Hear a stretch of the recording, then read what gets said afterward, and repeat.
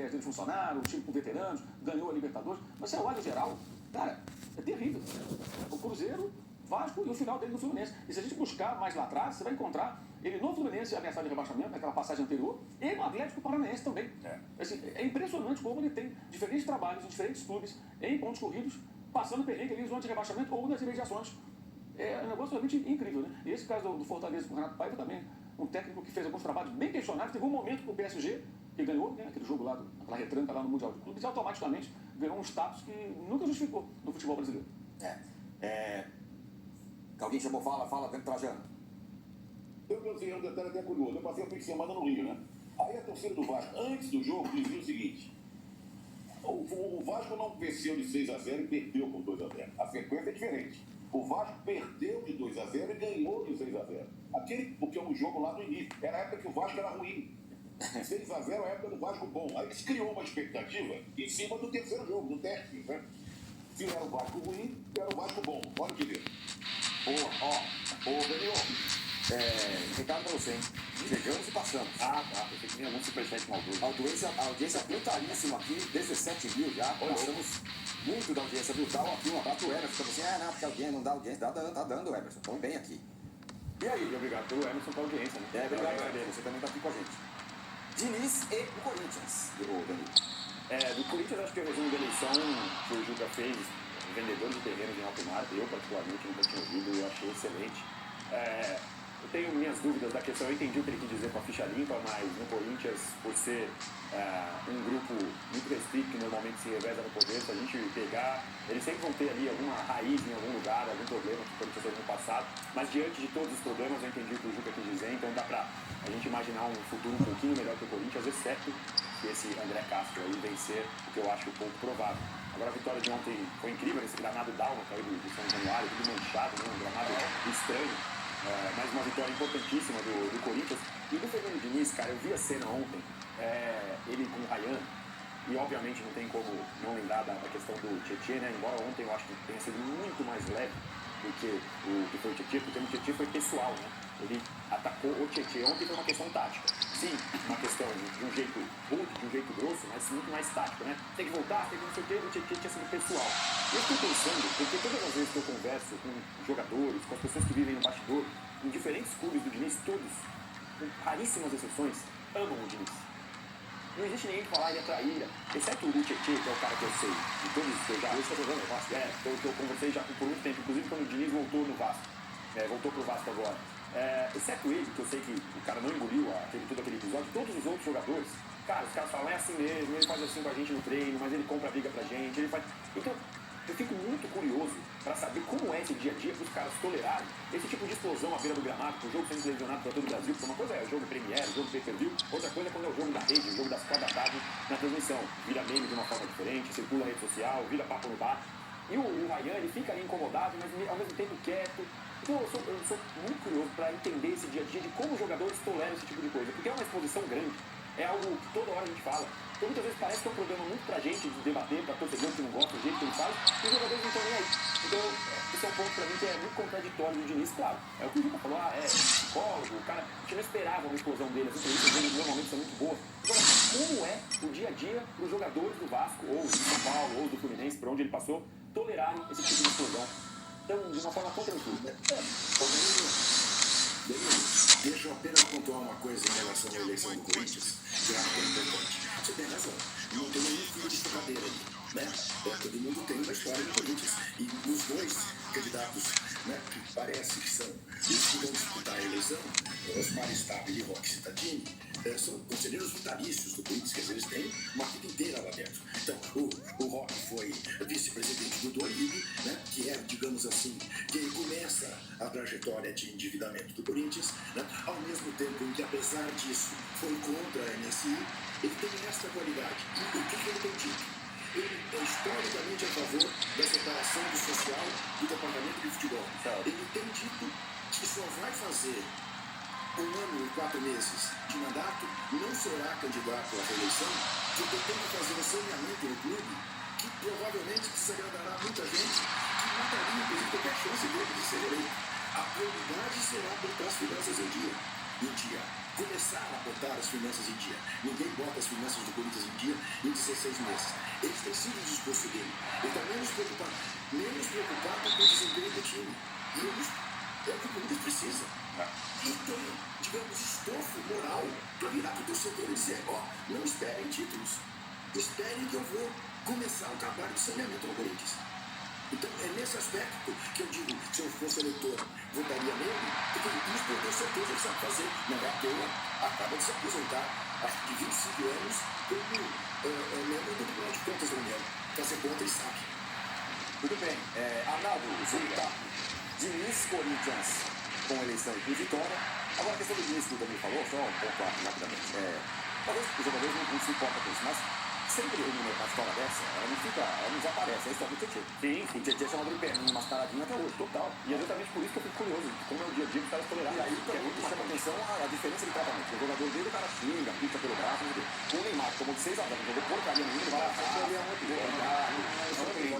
Não me surpreende, não. Na verdade, acho que o Fernando Diniz já tem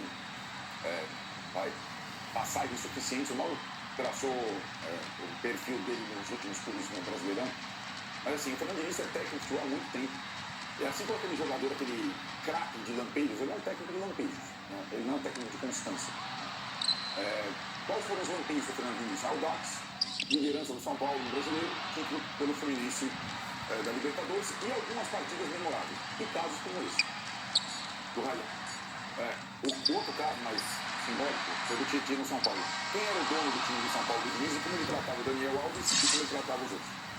É mais ou menos como ele trata o Neymar e como ele trata os outros. A estrela da companhia, o dono do time, ele trata, ele coloca no colo, ele faz com ganso.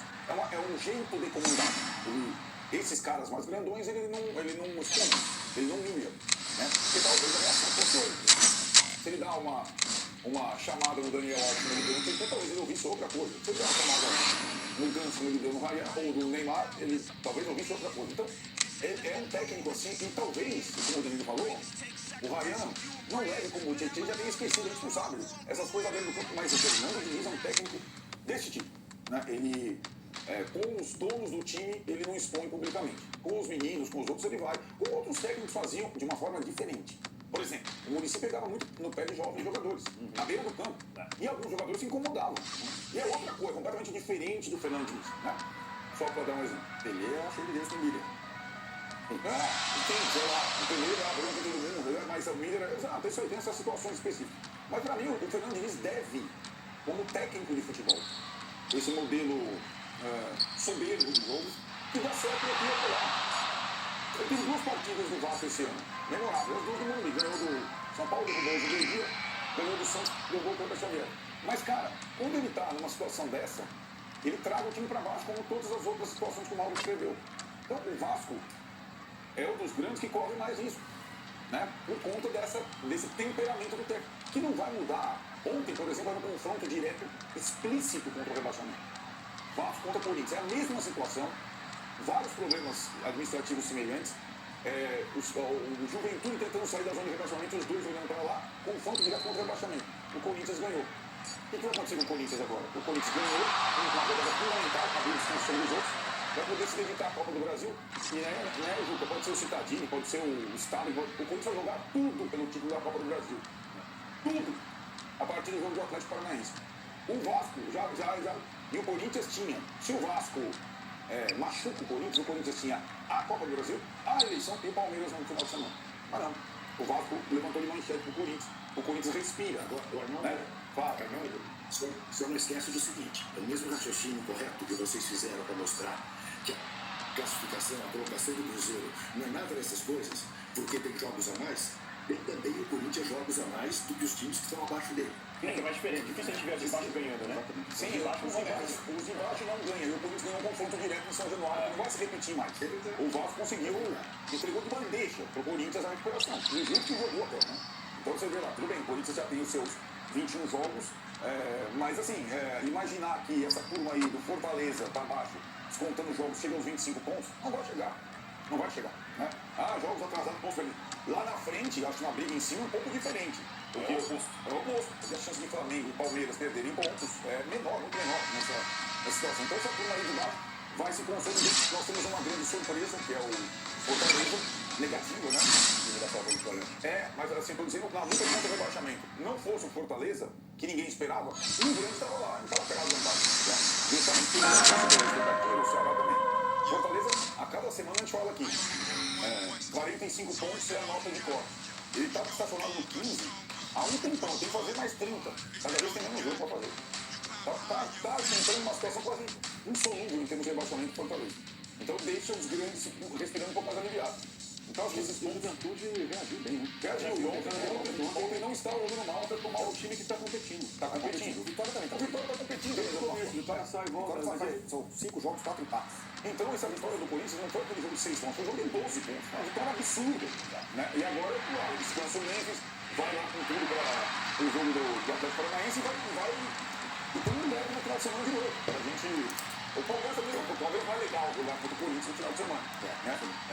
O Vasco vai jogar com o Sport, né? Mas o Vasco se encalatrou, vai ter o Botafogo aí pela Copa do Brasil, o Sport depois no Recife.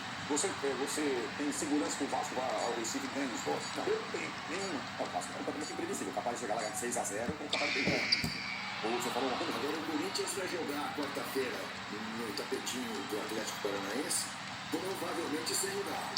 Porque o Central está preocupado com o Juventude por razão e tem o derby no domingo. É isso. Mas o que é mais importante, o derby ou o Arena da Baixada? Mas se perde o cara, mas tem que você deve fazer para o Palmeirense. O que é mais importante? O derby ou a Campeonato Paulista ou a Copa do Brasil? O derby é o derby. Claro que a pergunta para o Garro é: Garro, no teu joelho é melhor jogar lá na Arena da Baixada, tá? Aliás, tem um gramado sintético ruim nessa temporada, gramado sintético ruim mais um, ou no campo do Corinthians. O joelho do Garro vai responder por si só, né? Mas acho que são situações ali, é uma semana importante, podia ser uma semana muito tensa para o Corinthians dentro de campo, mas não vai ser. Depois tem a pausa da data FIFA, né? Então, caso fosse jogar para ganhar a Copa do Brasil, tentando a Copa do Brasil, alguém do título do ano com o Corinthians, joga contra o Atlético, folga 15, 20 dias e volta só depois da data FIFA. O Atlético jogou em Maceió, ganhou do CRB, era um resultado improvável. Ganhou, enfim, uma partida improvável na Série B, lá em Maceió. E também vai jogar suas fichas lá, mas vamos combinar que quem pegou o adversário mais acessível dessas quartas de final foi o Corinthians. Trazendo, você chamou o Atlético Paranaense e eliminou quem na Copa do Brasil? São Paulo com o goleiro expulso com 2 no primeiro tempo. Você chamou, Trajano? Eu chamei, o assunto já passou, eu chamei faz tempo, o bonde já passou lá de Santa Teresa e eu fiquei descendo da ladeira. Aliás, a ladeira linda para descer, vai até lá, tá sensacional. O que eu queria falar só última vez que eu falo do Fernando Diniz, eu acho que o assunto já se esgotou, como eu ia falar lá atrás. Vocês já prestaram atenção no psicólogo Fernando Diniz, dando aquela progressão antes do jogo? É uma aberração, é um negócio terrível. É absurdo. O desempenho fora, dentro de campo, para aquele olhar, demônio, não sei o que e tal, não. É impressionante. Agora, você tem que levar em conta que a torcida do Vasco está seguindo. 2-0 no Vasco antigo. 6-0 no Vasco novo. E agora o Vasco voltou a ser o antigo. Vamos esperar o próximo jogo para decidir o Vasco bom. Eu acho que não dá mais tempo. E a nossa enquete, Trajano, como você imagina que esteja? Eu tinha a menor ideia de Renato nota 10, Renato Paia. Quer saber uma coisa? Diz aí que eu não tenho a menor ideia. Muitos votos na enquete, viu? A galera gostou. Gostou, aprovadíssima a enquete aqui. O Diniz está ganhando com folga. 52% Diniz. Renato Gaúcho, 18%. Paiva, 17%. E o Roger Machado, 12% por enquanto aqui na nossa enquete. Continue votando e nos dando likes. Eu só queria fazer um registro. Registro, que nada a ver com a enquete. Eu queria a participação do Mauro, fazer até. Passar um recado para ele, coisa que ele conhece bem. Foi um negócio sensacional. A manifestação da torcida do Flamengo no domingo, dia seguinte da conquista do Mundial Sub-20. Impressionante. As pessoas colocando na janela bandeiras do Flamengo e saindo às ruas com a família do Flamengo pela conquista do bicampeonato mundial sub-20. É impressionante essa torcida. Foi espetacular, ganhou o Mundial, vamos falar sobre isso também e depois se joga hoje. Imagina que vai ser a festa hoje da galera, hoje no Maracanã. Muito bem. Dê aí seus likes, ainda estamos chegando. Mas em contrapartida, Danilo, já estamos com audiência duplamente brutal. Já falei, a gente vai inventar um novo nome. Exatamente, brutal. Arnaldo, no Morumbi ontem é para ficar feliz porque o São Paulo engatou mais uma vitória e está brigando agora na parte de cima da tabela, desde que o Crespo chegou, não perdeu, está jogando bem, joga bem mesmo o São Paulo, mudança completa. Disse preocupado, Marcos Antônio machucado, André Silva machucado, Lucas machucado, ia jogar, não jogou. Oscar, ninguém sabe. Eu acho que Antes que o Arnaldo responda, Arnaldo, o Marcos Antônio vai perder a convocação da seleção? não vai. Vamos começar por aí. Eu acho que problema muscular no São Paulo é café com leite. Problema muscular tá beleza. A questão é ligamento cruzado, embolia pulmonar, cápsula do joelho, sei lá, qualquer tipo de lesão que tira o cara por tudo que é raro. Tudo que é raro, né? Tudo que é raro. Lesão muscular, fisgadinho, qualquer coisa tá valendo. Né? Eu acho que a grande questão é que lesão após lesão, o time não perde o padrão. Estou até zoomando hoje com um aumentativo. E ontem, jogou bem mais uma vez. O Atlético jogou com o seu time de reserva. É verdade que é um time de reserva milionário, né? Tem Rony, Biel, Venier, todos os caras possíveis contra Júnior Santos, a turma toda ali contratada. Mas o São Paulo é um grande pessoal também, né? Entrou os caras, entrou lá, o time reserva, o terceiro reserva do time, é o Biel. O terceiro, o Atlético é Alexander, que é o Fluminense, entrou depois. Já tem um monte de jogo perto do São Paulo. Curioso, né? Porque não dá para comparar o São Paulo com os melhores do Brasil. Não dá. Mas com os outros dá. Com os outros que investiram muito mais nessa temporada, o Galo, o Menino, Santos, é uma diferença absurda de escassez de opção e de produção em campo. O São Paulo Crespo joga muito.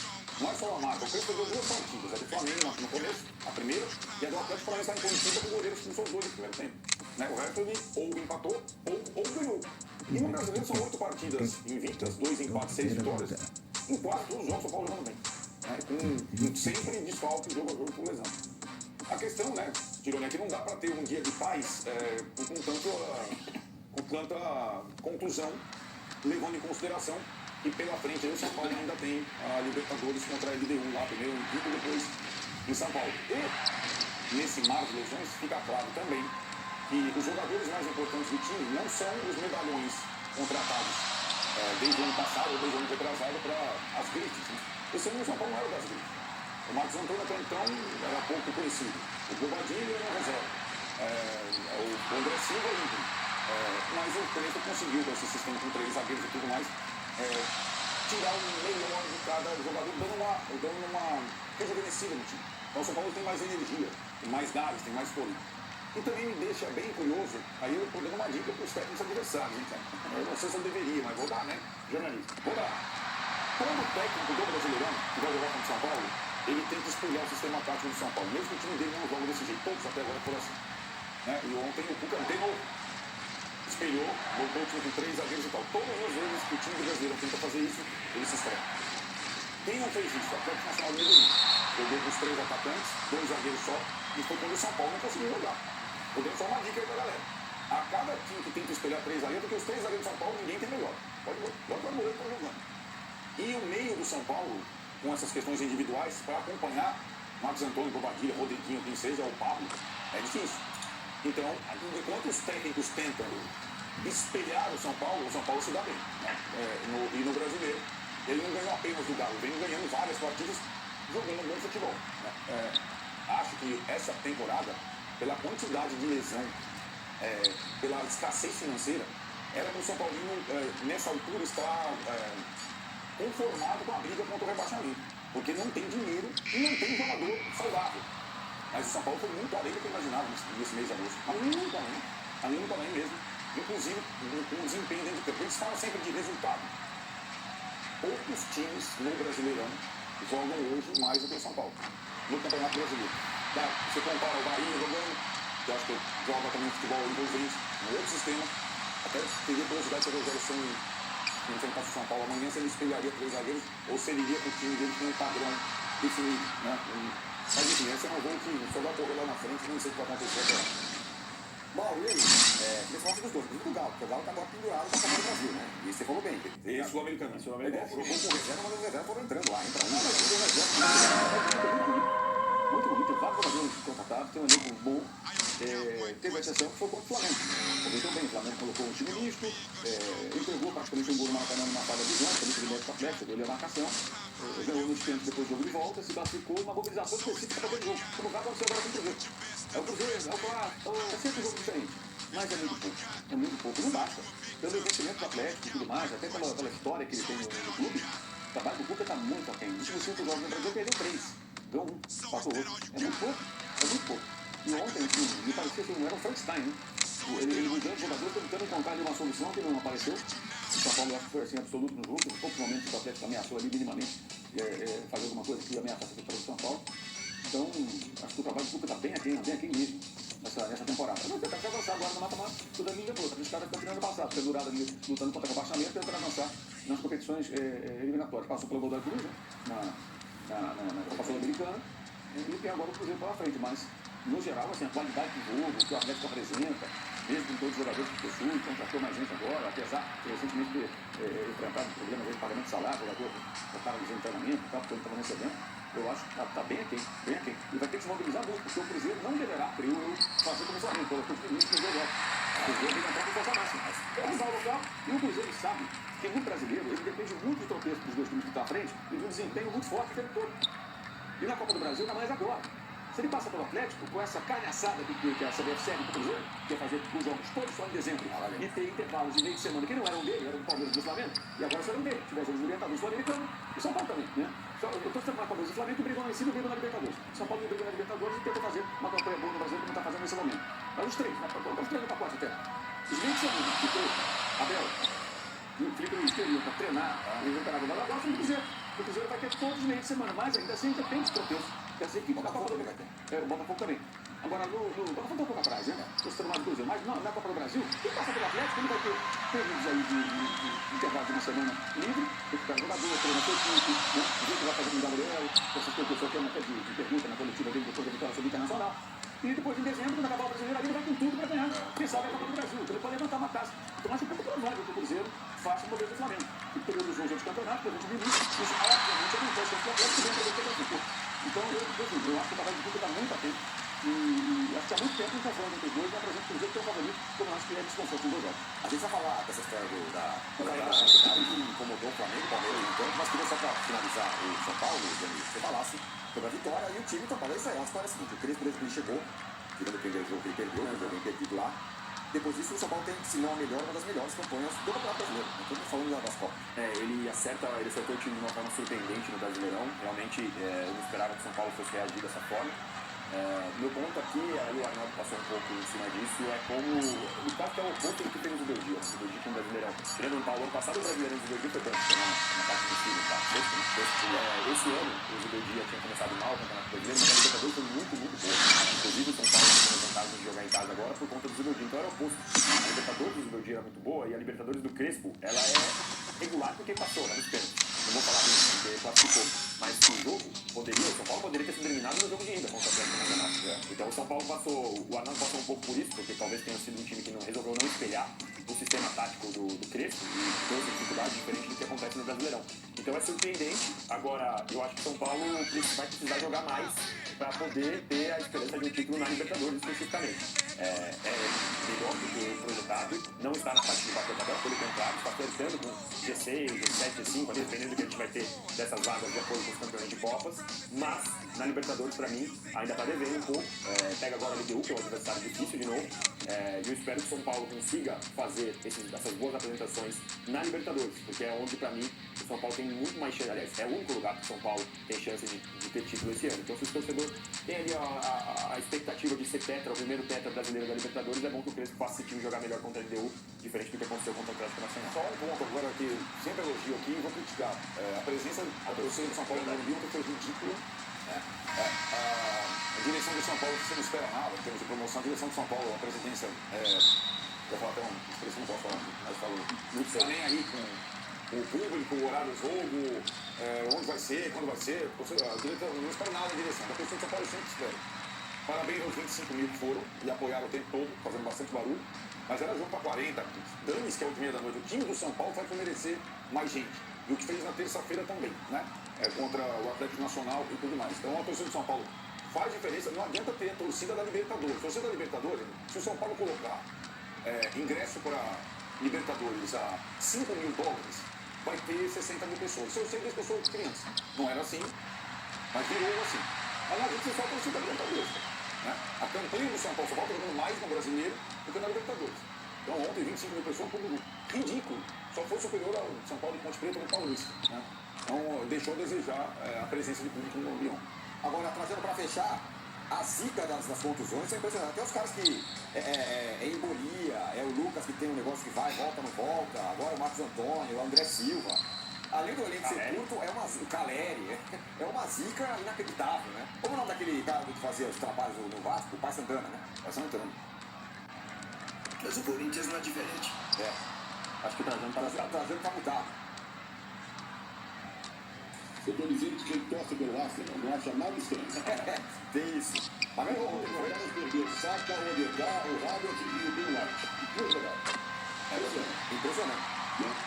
E no caso do São Paulo, nós temos que louvar os contusões. Ao contrário que outra pessoa diz, não, o Lucas é contusão. Tem que torcer para os caras, o Lucas ficar no departamento médico. Está dando certo a garotada. Não estão fazendo falta nenhuma. Está dando certo. O Crespo está conseguindo fazer um time que dá conta de ver. Então, tomara que eles permaneçam um pouco mais lá, voltem mais para frente, porque não estão fazendo falta nenhuma. As contusões, ao contrário do que está sendo falado, não prejudicam o São Paulo, estão ajudando. Tem jogadores como o Rodriguinho, que dá um exemplo. Entrou aquele tal de Henrique, que estão sendo lançados agora, o Rodrigo está muito bem, que estão indo muito bem. Então, as contusões, em vez de atrapalhar, estão ajudando. Nessa reestruturação econômica, de repente, pro São Paulo é uma boa pegar um jogador que custa 2, 2,5 e pegar 3, nota 6, para encher o elenco. Porque já que o Lucas não consegue jogar, os caras não conseguem jogar, eles juntos dariam ali para você colocar 5, 6 jogadores ganhando salário mais baixo. Agora, isso não é um fenômeno que abala apenas o Arsenal e o São Paulo. Bora pro Corinthians. Neves, Yuri, Martínez, Carrillo. 4 titulares. O Galo botou a mais também. Romero, 5 titulares. É verdade. Essa questão do São Paulo lançar os jovens também corre o risco. Corre o risco de... Mas tem que jogar no bar, no fica fora, fica apertado. Não dá para botar. Bom jogador, mas não dá para botar muito com ele, não. Tem isso.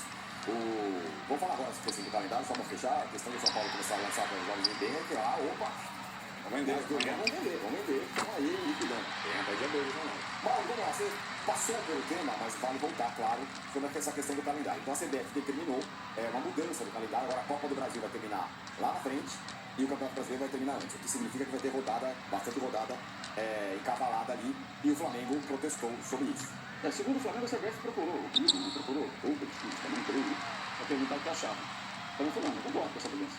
Vai falar, mudou. Vamos dizer agora, os coleguinhas. O que você acha? Tá bom, vamos dar. Eu espero que os coleguinhas da parte parem com essa falácia de dizer que todo mundo assinou. Não assina nada, cara. Você vê que ela pega o calendário e tira ela abaixo. E a mudança foi feita no meio. A grande questão é essa. A mudança foi feita no meio da temporada. Você está mudando a regra do jogo no meio da temporada. Tá, e sem unanimidade. Não é que lá nos 20 minutos você fala, gente, tem essa situação aqui. Mas tem muita coisa continental, nem sabe onde essa coisa vai ser disputada. Qual a importância que tem esse tal desse intercontinental depois da criação do Mundial de Clubes e o campeão do Mundial de Chelsea? O campeão vai ser campeão do quê? Campeão intercontinental. Em 2019, o Liverpool foi jogar esse torneio, tratou o Flamengo na final, e teve que abrir mão da Copa da Liga Inglesa, e colocou lá o time reserva. Então tá bom, você escolhe então, se você ganhar a Libertadores, você vai ter que escolher, já que não tem como mexer, manda o time dele, não manda time, não manda representante, sei lá. E é o problema da CBF, que ela transferiu para 3 clubes, especialmente Palmeiras e Flamengo. Flamengo protesta, ficou demitido ontem, protesta, documentar publicamente a sua insatisfação, São Paulo até agora nada falou, e o Palmeiras reagiu de forma positiva, porque evidencia uma situação muito clara. O Palmeiras é um aliado da CBF, a presidente também apoiou publicamente a candidatura do atual presidente, claramente não quer conflito, é a demissão que a gente chega, obviamente, e isso vai dar de frente com todo o discurso do técnico do Palmeiras, que desde que desembarcou aqui no Brasil, engrossou o nosso, de todos nós e de outras pessoas, tanto no futebol brasileiro, ele engrossou o nosso, do jeito que começou. Já vi, o nosso couro contra o calendário. O Juca fala isso há 1 milhão de anos. Então sempre foi assim, sempre falando sobre isso. Ele sempre protestou contra o calendário. Qual a expressão, Ju? Ju, o que você falou lá é sério, Ju. Então, essa expressão. Então, assim, a gente fala disso há muito tempo. E ele passou a falar, e com razão. Não está errado quando ele fala do calendário, porque o calendário é bizarro. Então você vai encontrar uma infinidade de entrevistas concedidas pelo técnico do Palmeiras, Abel Ferreira, falando sobre o calendário, as dificuldades, as viagens e tudo mais. Então o que fez a CBF? Ela teve meia semana. E quando o Flamengo e o Palmeiras saem da competição Copa do Brasil, você pensa, pelo menos agora botou o calendário. Aí você vê o programa tudo. No caso do Flamengo tem um agravante. O Flamengo tratou a Copa do Brasil como secundária, como quem diz. Se eu cair aqui, eu pelo menos vou ter alguma vantagem nas outras competições que me interessam mais. Eles mudaram a regra do jogo, isso não existe. Isso não existe. Aí o Cruzeiro ficou numa situação muito boa. Né? Mas na verdade, eu não acho que a CBF quis beneficiar o Cruzeiro. Ela quis beneficiar ela mesma. Ela quis se virar. Ela quis se virar. Esse é o problema dela. Todo mundo se vira aí. Não funciona dentro. Não sei o que acontece. Os brasileiros caindo. Aconteceu uma coincidência muito grande envolvendo 3 clubes brasileiros numa mesma situação. Flamengo, Palmeiras e São Paulo. Como o São Paulo não E o conta Botafogo nada, também, né? Se o Botafogo fica na porque Libertadores, daí ele teria as três frentes. aí não daria pra fazer O Botafogo essa também. manobra. Mas aí o que acontece é que São Paulo, Palmeiras e Flamengo não tem nem a Copa do Brasil. Eles têm só 2 campeonatos a disputar. Como o São Paulo não serve pra nada, não está pra nada, exame pra tudo, a gente está falando muito dos poderosos. Palmeiras não abre, Flamengo. Quem tá disputando o título, né? Então, Mas o São Paulo está na Libertadores nas mesmas condições do Palmeiras e do Flamengo. Não tem referência. Se o Palmeiras e o Flamengo disputam o título, o São Paulo disputa a 6ª posição do campeonato. não, Vai ele Deixa eu ser importante para ele. exatamente. Se o Flamengo ou o Palmeiras perderem pontos ali, pode valer o título. É isso Pode valer o título. O São Paulo Agora vai vai ter pra a O Libertadores. peso é maior pra família do Palmeiras, gente. Claro, Sim, exatamente. Mas eu tô dizendo, Mas São o Paulo São Paulo tá no barco também. Mas o São Paulo não tem comando. Não sei se foi a São Paulo. A informação que o Flamengo passou para alguns colegas foi de que foi consultar. E que disse que não concordava. Eu conversei ontem com a galera da CBF para perguntar sobre a mudança e não houve uma consulta geral de todos os clubes. O que para mim já é um erro. Eu parto do mesmo princípio que quando eu critiquei a CBF, quando mudou a tabela, quando o Corinthians reclamou, o Flamengo na Copa do Brasil, o Flamengo pediu e a CBF reclamou para mudar. Eu parto do mesmo princípio. Para você mudar a regra do jogo com a bola rolando, você precisa ouvir todos os envolvidos. E todos têm que topar. Se não topar, é um problema. Parte desse princípio. Mas, neste caso aqui, é o que o Arnaldo falou. A CBF quis se salvar. Por quê? Ela passa o problema para o Palmeiras e para o Flamengo, que ela colocou na tela.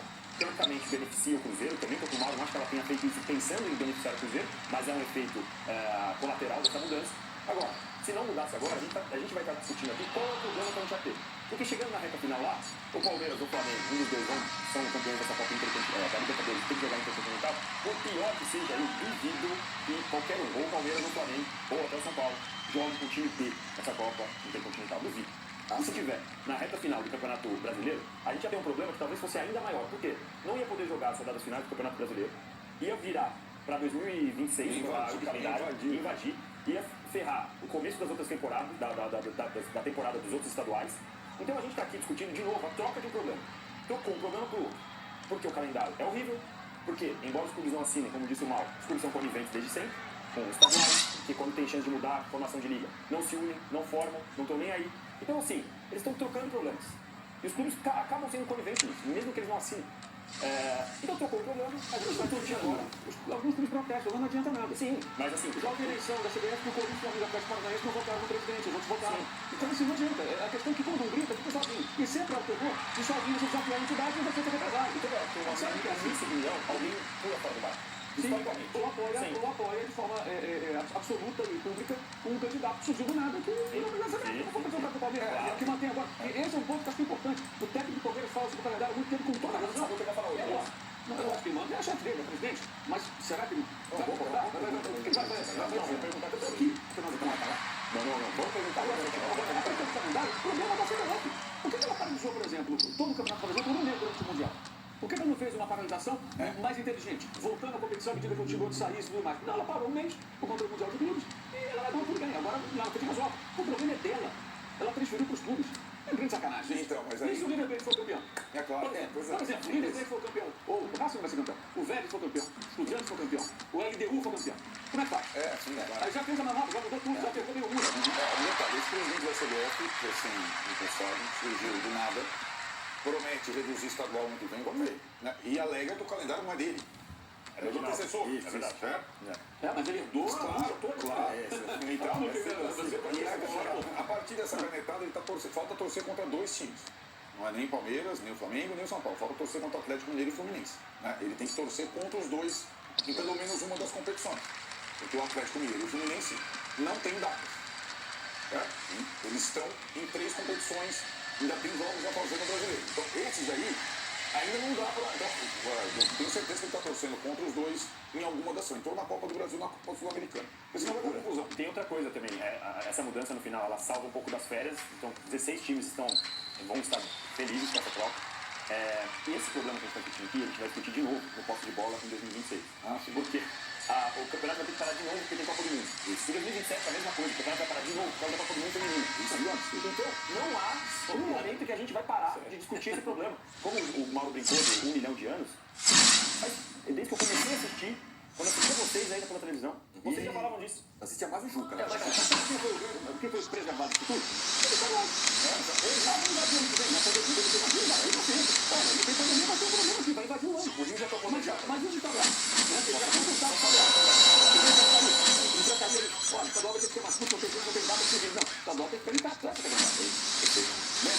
eu ouvia bastante você, tá vendo? Fala mais você. Essa questão do calendário. Não, muito tempo, né? Eu não fiz a lei, o Júlio não fiz a lei. Juca, por favor.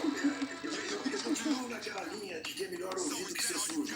E como eu sou um cara jovem, ouço muito bem, entendeu? E não me preocupo agora. De fato, quem acha que foi o Abel que descobriu que o calendário do futebol brasileiro é um horror, ele está muito mal informado, né? Ou acha que o mundo nasceu quando ele nasceu. Esse é o problema crônico do futebol brasileiro e que tem muito a ver com a decadência do futebol brasileiro.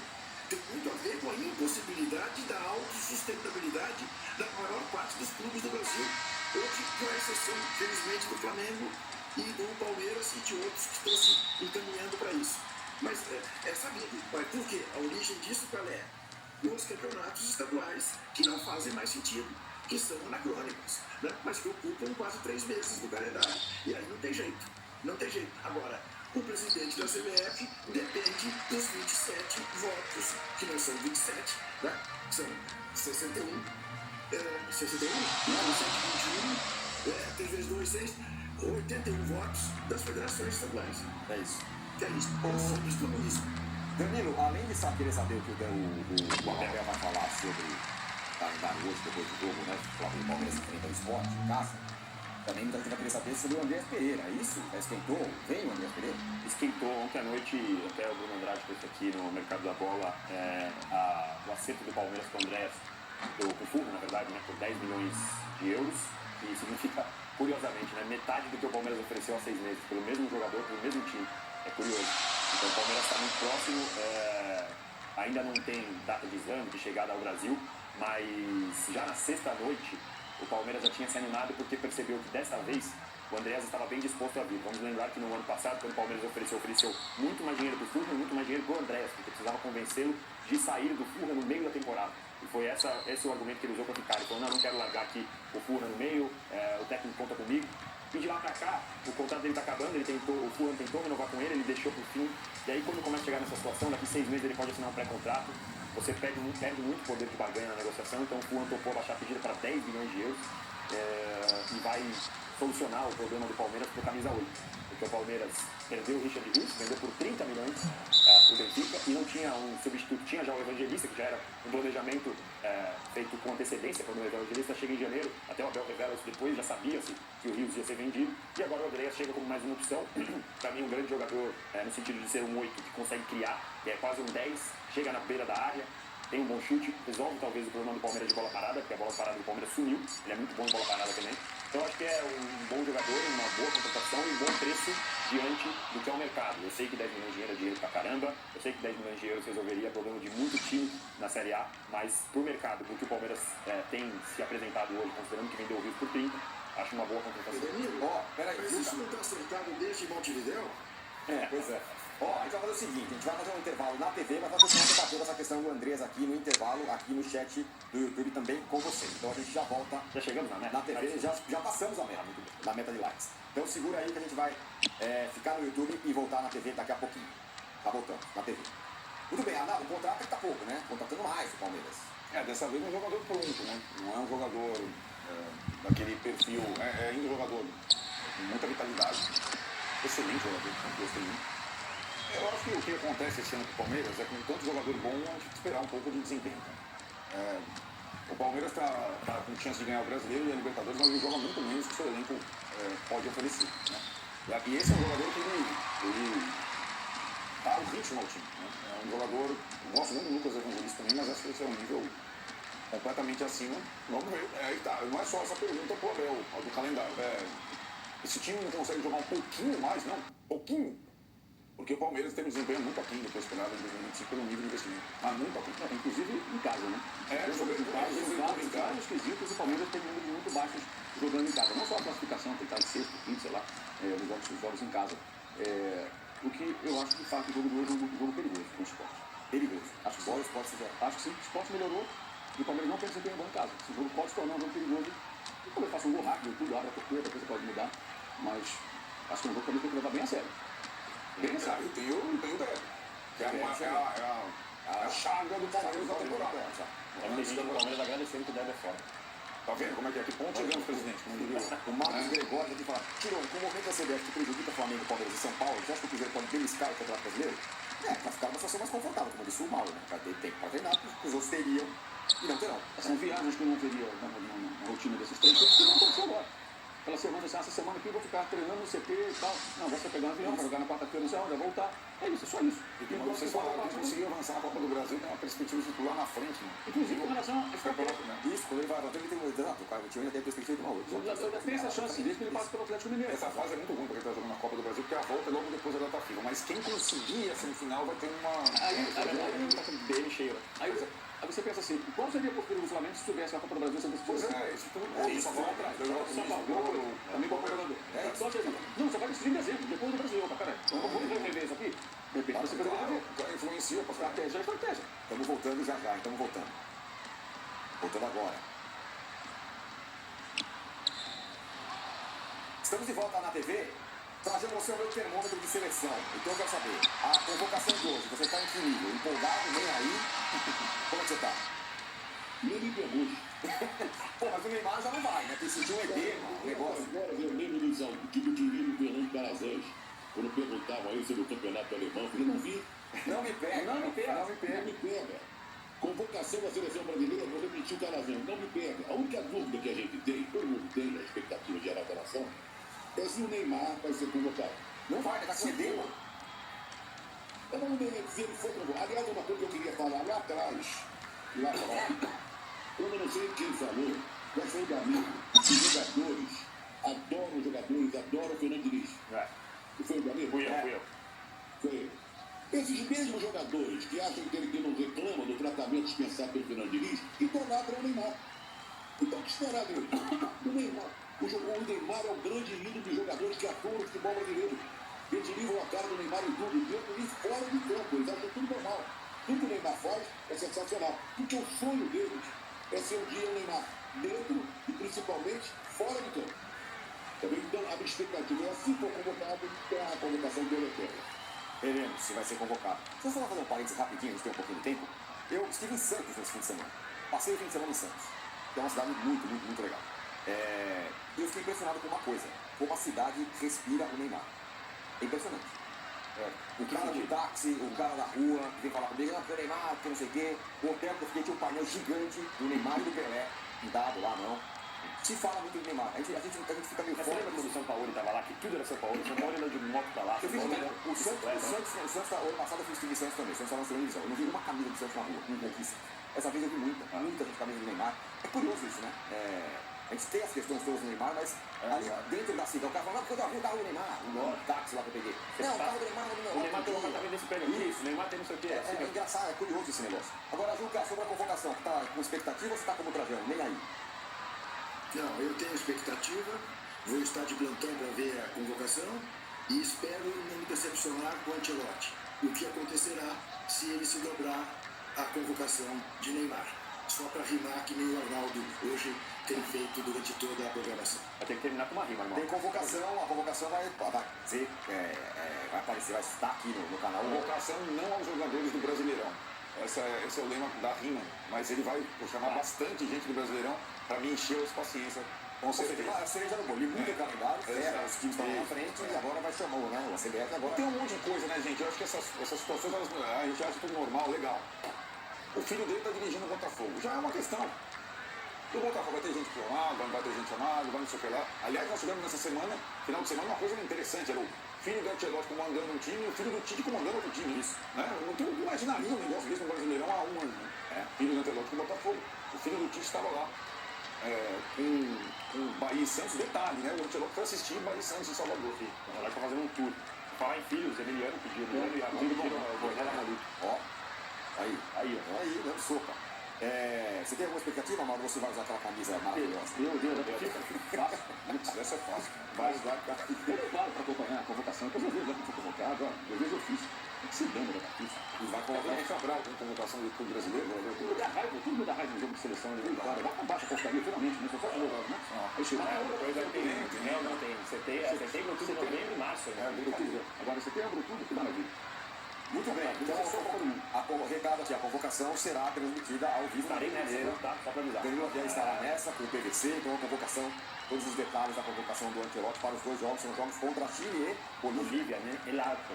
Bolívia antes, Chile no Maracanã, Bolívia lá. Pô, essa convocação todo mundo quer estar, né? Porque vai fazer gol, vai ser uma maravilha. Quer estar no primeiro jogo, né? No segundo jogo ninguém vai estar, né? Eu acho que tem muito jogador ajoelhado pedindo para ser convocado. O Maracanã é para relembrar a fogueteira. Isso, fogueteiro. Aí é legal, você acabou. Pô, aliás, você que postou nessa semana? Não, eu quero dizer que, infelizmente, eu e o Mauro não vamos presidiar vocês lá pelo programa. Veremos depois. Compromisso. Aguarde sua mensagem também, Juca, ao vivo lá no programa. Então, ó, convocação no de primeira, hoje, ao vivo, com o Danilo, com o PVC, Luísa, turma toda, o de primeira, na convocação da seleção. E o Posse fica por aqui, batemos nossa meta com louvor, 8,8 mil likes, audiência duplamente brutal, live mais assistida do Brasil nesse horário. Um espetáculo, em resumo. Muito obrigado a vocês. Pode falar. Eu chamei o Juca de Matusalém, mas ele fica registrado no excelente artigo que ele escreveu, Abre os Olhos, Foda. Só Matusalém tem competência para escrever algo tão importante. Saiu ontem, na edição de ontem da Folha, leiam, e aqui também não deixar de lembrar a morte do Jaguar, um gigante dos cartoons brasileiros, faleceu nesse fim de semana. Valeu, Arnaldo, valeu, Danilo, valeu, Mauro, Trajano, Juca. A gente volta amanhã com o News, o All News Esporte. Agora você fica com o All News com a Fabíola Cidral. Valeu, tchau.